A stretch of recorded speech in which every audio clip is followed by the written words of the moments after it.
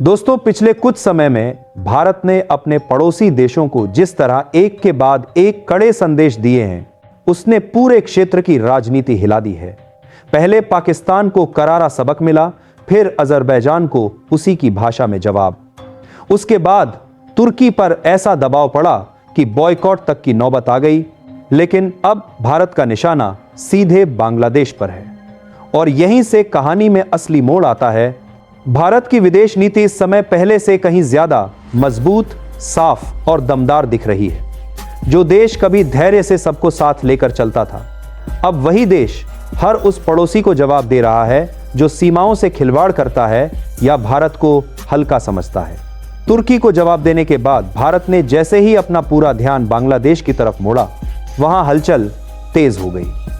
और वजह भी बड़ी है, क्योंकि इस बार भारत ने एक नहीं, दो नहीं, बल्कि 4 बड़े फैसले ले लिए हैं और इन फैसलों ने बांग्लादेश की चिंता बढ़ा दी है। सबसे पहला और सबसे तगड़ा कदम, नॉर्थ ईस्ट का पूरा बॉर्डर लगभग स्थायी रूप से सील। सिर्फ लोगों की आवाजाही नहीं, बल्कि व्यापार भी लगभग बंद। असम, मेघालय, त्रिपुरा, मिजोरम और नॉर्थ बंगाल जैसे 5 बड़े इलाकों पर इसका सीधा असर पड़ रहा है। यह फैसला ऐसे समय में लिया गया है जब यूनाइटेड नेशन ने भारत पर ही जांच बैठा दी कि भारत रोहिंग्या और बांग्लादेशी घुसपैठियों को बाहर निकाल रहा है। यूएन के इस एकतरफा रवैये ने भारत को और सख्त बना दिया। अब भारत ने साफ कह दिया है, सीमा में अवैध रूप से कोई नहीं रहेगा और कोई ढील नहीं मिलेगी। बीएसएफ को आदेश साफ है, हर संदिग्ध घुसपैठ पर तुरंत और कड़ी कार्रवाई। लेकिन कहानी यहीं खत्म नहीं होती। भारत ने धीरे धीरे दूसरा बड़ा दांव चल दिया। बांग्लादेश से आने वाले कई सामानों पर तुरंत और सख्त प्रतिबंध। इनमें रेडीमेड कपड़े, furniture, plastic item, fruit juice, biscuit, chips और सूती धागे तक शामिल हैं। सालाना करीब 100 करोड़ का व्यापार एक झटके में रुक गया और बांग्लादेश समझ ही नहीं पा रहा कि यह तूफान कहां तक जाएगा।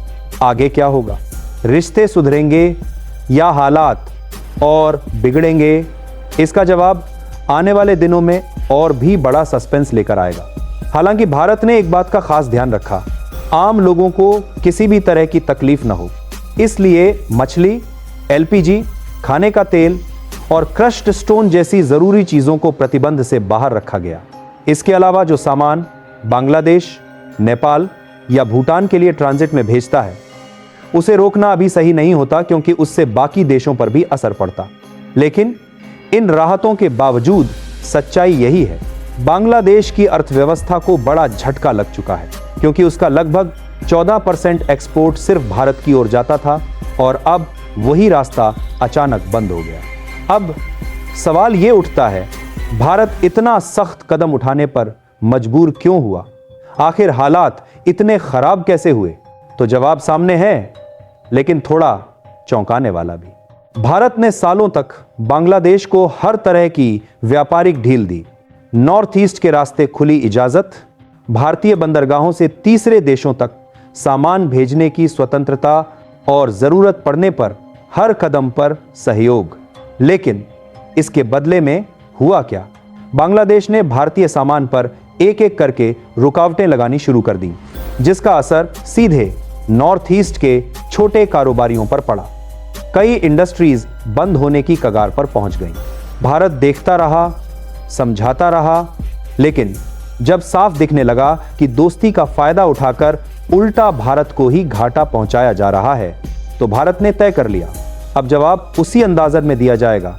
नॉर्थ ईस्ट पहले से ही देश के बाकी हिस्सों से थोड़ा अलग थलग माना जाता है। बांग्लादेश के सस्ते सामान वहां आसानी से पहुंच जाते थे, बाजार पर कब्जा कर लेते थे, लेकिन भारतीय माल उन्हें वहीं रोक लिया जाता था। ये अन्यायपूर्ण व्यापार भारत के लिए नुकसानदायक था और अब इसे खत्म करने की तैयारी पूरी तरह शुरू हो चुकी है। लेकिन कहानी यहीं और रोचक हो जाती है, क्योंकि हालात तब और बिगड़े जब बांग्लादेश की अंतरिम सरकार के सलाहकार मोहम्मद यूनुस ने बीजिंग में चीन के मंच से एक बेहद विवादित बयान दे दिया। उन्होंने कहा, नॉर्थ ईस्ट इंडिया लैंडलॉक्ड है और उसका एकमात्र रास्ता बांग्लादेश से होकर जाता है।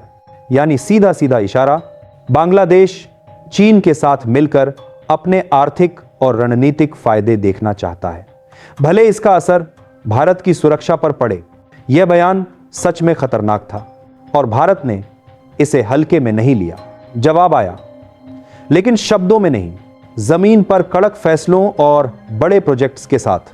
भारत सरकार ने शिलांग से सिलचर तक करीब 23 करोड़ की लागत से एक बेहद आधुनिक हाई स्पीड सड़क बनाने की मंजूरी दे दी। यह सड़क नॉर्थ ईस्ट को सीधे म्यांमार के रास्ते समुद्र से जोड़ेगी और कालादान मल्टी मॉडल प्रोजेक्ट को नए स्तर पर ले जाएगी। और इसका मतलब क्या है? यही कि नॉर्थ ईस्ट अब बांग्लादेश के रास्तों पर निर्भर नहीं रहेगा। भारत अपने पूर्वोत्तर को लेकर पूरी तरह आत्मनिर्भर होने की दिशा में निर्णायक कदम उठा चुका है। आगे क्या होगा, यह अभी भी सबसे बड़ा सस्पेंस है। भारत का संदेश अब बिल्कुल साफ है, कोई भी देश भारत की भौगोलिक या आर्थिक कमजोरी का फायदा नहीं उठा पाएगा और ना ही भारत को ब्लैकमेल कर सकेगा। भारत हर साल बांग्लादेश से लगभग $700 मिलियन का रेडीमेड कपड़ा आयात करता था। यह बहुत बड़ी रकम है, लेकिन अब भारत ने नया और सख्त नियम लागू कर दिया है। कपड़े सिर्फ समुद्री बंदरगाहों से आएंगे, जमीन के रास्ते बिल्कुल नहीं। यह कदम नॉर्थ ईस्ट की स्थानीय इंडस्ट्री के लिए गेम चेंजर साबित होगा। सस्ते विदेशी कपड़ों की बाढ़ रुकेगी और घरेलू उत्पादन तेजी से बढ़ेगा। यानी भारत एक तीर से 2 निशाने लगा रहा है, अपनी इंडस्ट्री को मजबूत करना और बांग्लादेश पर दबाव बढ़ाना। बांग्लादेश की परेशानी की असली वजह भी यही है। उसका करीब 25% निर्यात सिर्फ रेडीमेड गारमेंट्स पर टिका है और इनका बड़ा बाजार भारत ही था। अगर यही रास्ता बंद हो गया तो हर महीने करोड़ों डॉलर का नुकसान होना तय है और अर्थव्यवस्था लड़खड़ाना सिर्फ वक्त की बात होगी। उधर भारत की नीति भी बदल चुकी है। जो देश चीन के साथ मिलकर भारत के खिलाफ खेल खेलेगा, उसे भारत की तरफ से किसी तरह की आर्थिक मदद नहीं मिलेगी। फायदा चाहिए तो भारत के खिलाफ साजिशें बंद करनी होंगी, वरना नुकसान उठाना पड़ेगा। लेकिन कहानी का असली ट्विस्ट अभी बाकी था। बांग्लादेश अब वही भाषा बोलने लगा है जो हाल ही में यूनाइटेड नेशन ने भारत के खिलाफ इस्तेमाल की थी। बांग्लादेश के गृह मामलों के सलाहकार ने भारत पर उल्टा आरोप लगा दिया कि भारत अपने नागरिकों को पुश इन करके बांग्लादेश में धकेल रहा है। ये बयान उन्होंने सातखीरा जिले में फ्लोटिंग बॉर्डर पोस्ट के उद्घाटन के दौरान दिया और उनका लहजा साफ तौर पर धमकी भरा था। उनका कहना था कि अगर कोई भारतीय अवैध रूप से बांग्लादेश में मिला तो उसे कूटनीतिक प्रक्रिया के तहत तुरंत वापस भेज दिया जाएगा, किसी को छूट नहीं दी जाएगी। यह बयान कूटनीति की दुनिया में हल्के में लेने लायक नहीं है, क्योंकि पुश इन का मतलब है किसी व्यक्ति को जबरन दूसरे देश में ठेल देना बिना उसकी या उस देश की सहमति। बांग्लादेश पहले भी ऐसे आरोप लगाता रहा है, लेकिन इस बार टाइमिंग अलग है और यही चीज कहानी को और ज्यादा गंभीर बनाती है। भारत पहले से ही अवैध घुसपैठियों के खिलाफ सख्त रुख में है। आधिकारिक आंकड़ों के मुताबिक सिर्फ असम और त्रिपुरा में 50 लाख से ज्यादा संदिग्ध बांग्लादेशी नागरिक रहते हैं, जो किसी भी देश के लिए एक बड़ी चुनौती है। भारत ने साफ कह दिया है, अवैध रूप से रहने वालों को देश छोड़ना ही होगा, कोई समझौता नहीं। सबसे बड़ा ट्विस्ट तो यह है कि इनमें से कई खुद वापस जाना चाहते हैं, अपने घर लौटना चाहते हैं, लेकिन बांग्लादेश की सरकार उन्हें अपनाने से ही इनकार कर रही है। यानी विवाद सिर्फ आरोपों का नहीं, बल्कि एक बड़े और खतरनाक टकराव की तरफ बढ़ रहा है। भारत ने अब संयुक्त राष्ट्र को भी साफ और सीधा संदेश दे दिया है। अगर आपको इन शरणार्थियों की इतनी चिंता है तो उनकी जिम्मेदारी आप खुद उठाइए, उनकी देखभाल भी आप ही कीजिए। भारत अब किसी भी तरह का अतिरिक्त बोझ उठाने को तैयार नहीं। सीमा सुरक्षा को और मजबूत किया गया है। बांग्लादेश बॉर्डर पर अतिरिक्त सेना, बीएसएफ की नई यूनिट्स और हाईटेक सीसीटीवी कैमरे तैनात कर दिए गए हैं। हर इंच पर निगरानी पहले से ज्यादा कड़ी है। बीएसएफ को आदेश बिल्कुल साफ हैं, किसी भी घुसपैठ की कोशिश होते ही तुरंत कार्रवाई, कोई नरमी नहीं, कोई रियायत नहीं।